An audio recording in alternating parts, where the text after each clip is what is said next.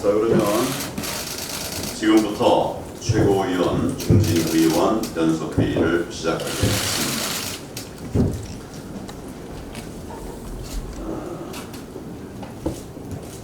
문재인 대통령이 취임사에서 한 번도 경험하지 못한 나라를 만들겠다고 했습니다.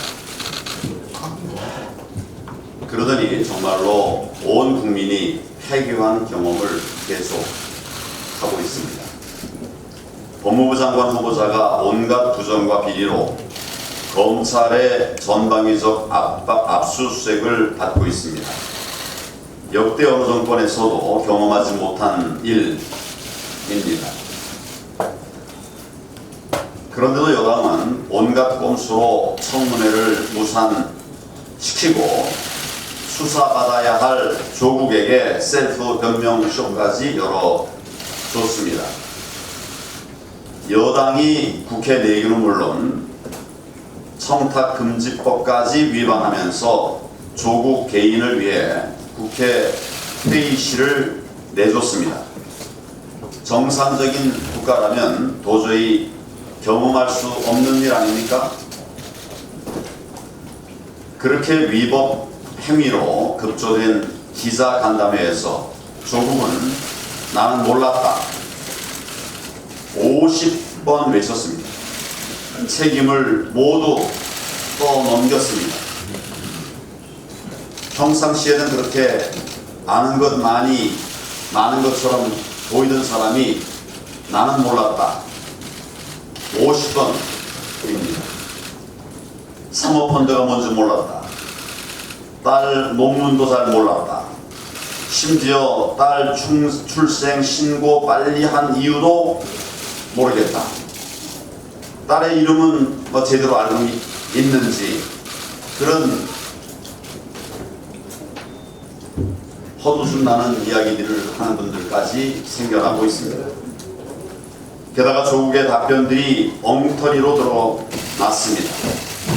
그러면서 또 다른 추가 의혹들이 줄줄이 나오고 있습니다.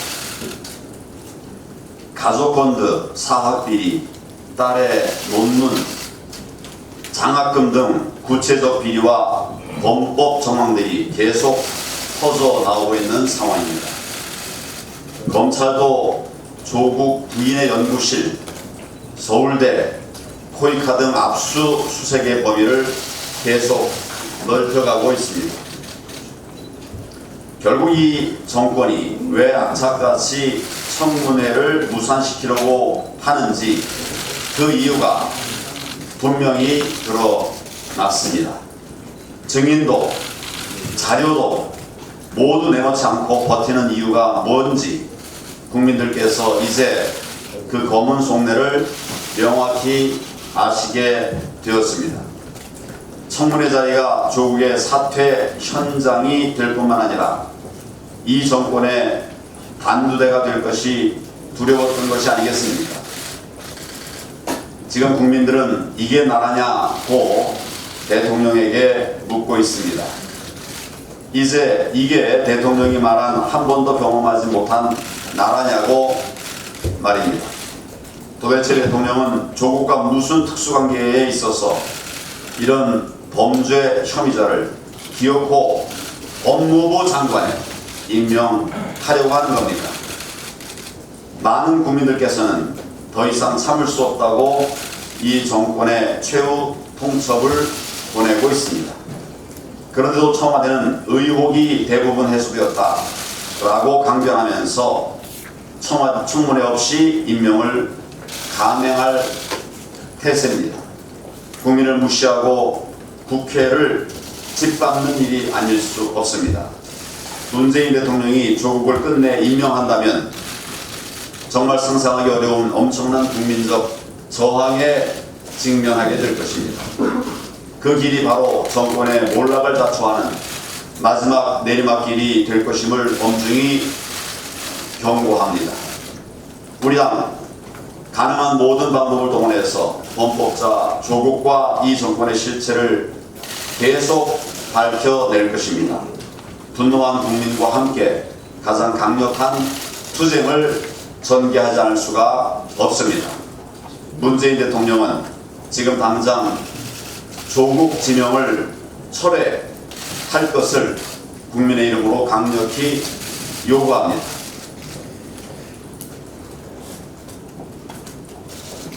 서민들의 고통과 한숨을 직시해야 합니다. 지금 우리 경제도 사상 초유의 절벽으로 내몰리고 있습니다. 8월 소비자 물가가 0.04% 하락했습니다. 1965년 통계 작성 이후에 최초로 마이너스 물가를 기록한 것입니다. 소비심리 지수도 급락하고 있습니다.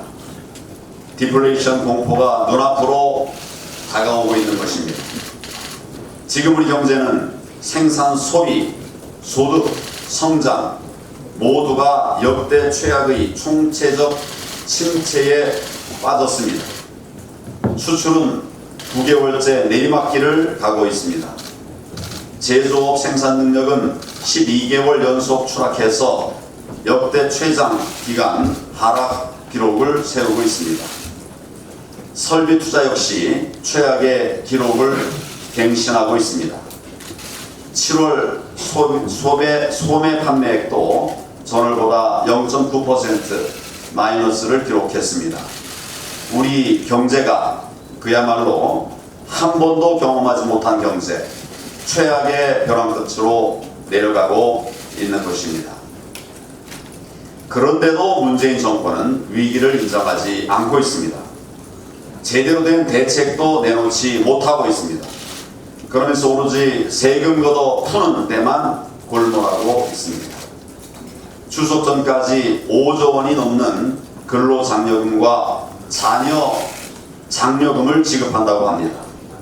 중소기업과 소상공인 지원에도 작년보다 10조 원이 늘어난 96조 원을 풀겠다고 합니다. 근본적인 경제회생 대책은 내놓지 못하면서 오로지 현금 살포에만 의존하고 있는 것입니다. 이 돈들이 다 어디서 나오겠습니까? 결국 우리 국민들의 주머니를 턴 돈 퍼주기에 쓰겠다는 것 아닙니까? 지금 우리 경제가 당면한 대위기는 이 정권의 엉터리 소득주도 성장 옹고집이 자초한 것입니다. 그 근본 문제를 해결하지 않고서는 경제가 살아날 수가 없습니다. 반기업, 반시장 정책을 그대로 놓아두고 이대로 총선용 현금 살포만 한다면 경기는 경기대로 더 악화되고 국가 재정까지 무너질 수밖에 없습니다. 결국 그 피해는 우리 국민들에게 돌아가고 미래 세대까지 엄청난 부담을 짊어질 수밖에 없게 됩니다. 바로 우리의 아들, 우리의 딸들입니다. 다시 한번 강조합니다. 경제정책 대선안만이 유일한 위기의 돌파구입니다. 문재인 대통령과 이 정권이 끝내 이를 외면하고 우리 경제를 돌이킬 수 없는 절벽으로 몰고 간다면 국민과 함께 처절하게 싸워 막아낼 수밖에 없습니다. 대통령 한 사람의 고집으로 나라 경제가 망가지는데도 이를 방치할 수는 없는 것입니다. 문재인 대통령은 국민의 고통과 한숨을 직시하고 즉각 경제정책 대전환에 나설 것을 강력하게 촉구합니다. 오늘 회의에서는 좀 비공개로 논의를 할 부분들이 있다는 분들이 많이 계셔서 공개 시간의 말씀들은 가급적 간략하게 해주시고 나머지 얘기는 비공개 시간에 이야기를 계속 진행해 주셨으면 고맙겠습니다. 먼저 원내대표님 말씀하세요.